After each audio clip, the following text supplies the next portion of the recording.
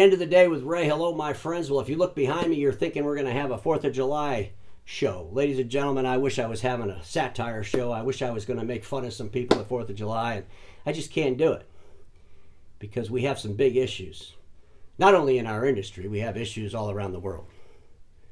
As Americans celebrate the 4th of July this year, we can think about the war in Ukraine. We can think about the Chinese Communist Party and their aspirations around Taiwan. We can think about the Chinese Communist Party and what they want to do in Cuba with military bases. We can think about that lunatic dictator in North Korea who loves to shoot off missiles. We can think about all those things, and those are pretty heavy things to think about. And any issues we might have in our industry, well, they seem pretty small in comparison.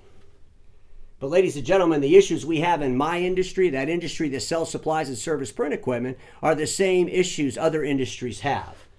And those issues are around PRC companies in communist China. Because these PRC companies in communist China, they have no rules like us. They can use slave labor and forced labor. And the Department of Homeland Security, they're trying to crack down on this big time. And they've banned quite a few companies so far from bringing products into the supply chain.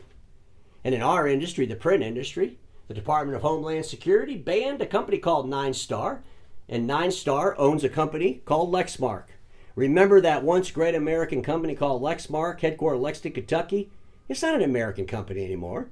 It was bought by a PRC company called 9-Star in 2016. And ladies and gentlemen, the Department of Homeland Security banned 9-Star and 8 of its subsidiaries from bringing products into the U.S. supply chain based on the Uyghur Forced Labor Prevention Act. That news broke on June 9th.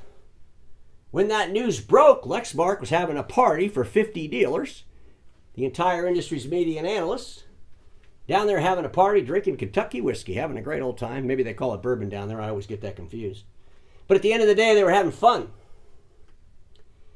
And ladies and gentlemen, I got to tell you something.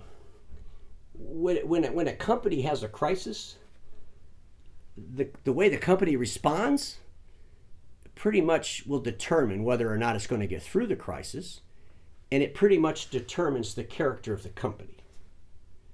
And I want to share a couple of things, and I know this is going to be really, really disturbing for my friends at Lexmark. But here's the reality, Lexmark. When this story broke on June 9th, you had a choice. You could have went out to those 50 dealers and all of those analysts, and you could have said, hey, the Department of Homeland Security just banned our owners 9-Star and 8 of their subsidiaries from bringing products to the U.S. supply chain. That ban came a part of the Uyghur Forced Labor Prevention Act. And we do not think it's time for us to be partying. We appreciate that you all came. We want you to enjoy yourself here in Lexington, but we have work to do. And you could have left the party. And yeah, you could have kept a couple of people to have some hospitality for these dealers.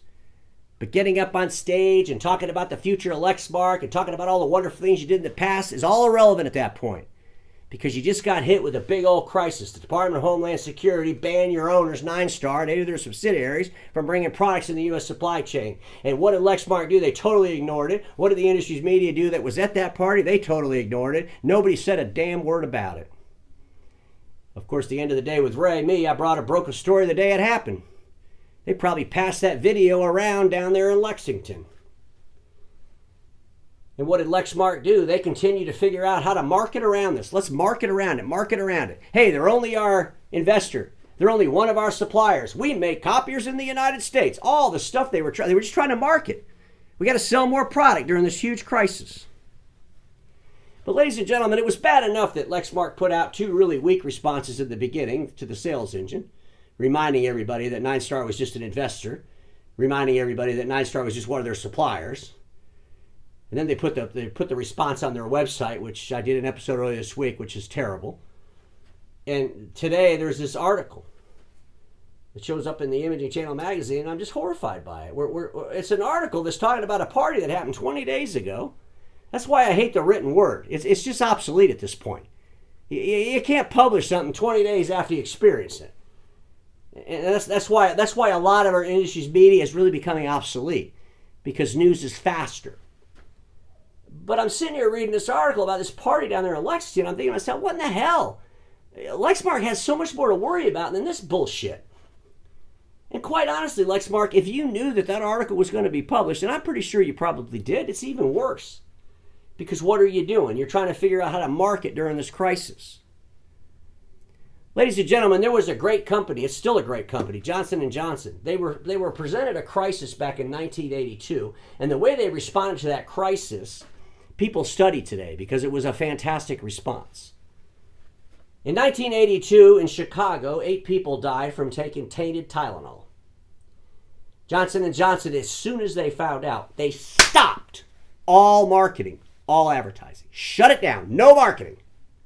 The next thing they did was they sent out 450,000 notifications to hospitals and clinics all across the country. Even when they found out that those drugs were tainted at the store shelf, they didn't try to switch the blame and hide the blame. They took ownership. They came out with a caplet, a hard-to-open bottle. After the crisis was over, the CEO of Johnson & Johnson said their only regret was that they didn't come out with that safety caplet quicker. But think about it, ladies and gentlemen. They stopped marketing immediately. They sent out notifications immediately. What has Lexmark done? It's been one big party since this thing started. They haven't stopped the party they were having in Lexington the day the news broke. And all of their marketing, all of their responses were how to sell more through the crisis. As we're eating our hot dogs, our hamburgers, our steak or whatever, and drinking our beer this 4th of July, let's think about our industry. Let's think about our country. And now I want to have a heart-to-heart with all my old man friends. Some of you are frenemies. But you better stop taking pictures of yourself with veterans, talking about our veterans and how important our veterans are, and then staying silent on this issue. This is a big damn issue. And if you think that the end of the day with Ray and everything I've been saying about this is wrong, then you owe it to Lexmark to fight with him. Get with Lexmark and tell the whole world how Lexmark has all kinds of suppliers that have nothing to do with 9-Star. Get with Lexmark and explain to us how a 62% equity position in Lexmark held by 9-Star means they're just an investor. Or start asking Lexmark the tough questions. Start holding them accountable. I get it. We like the people that work at Lexmark in the free world, but this isn't about them. This is bigger than them. This is about this.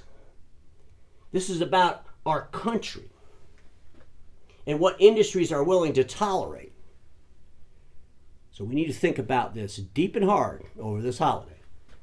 And we come back to work after this holiday in our industry, we need to get to the bottom of this shit and quick. And I'm going to stay on top of it, I assure you. Ladies and gentlemen, enjoy your holiday, but while you're enjoying your holiday, think about what the holiday's for. And let's get back to some principles in our industry.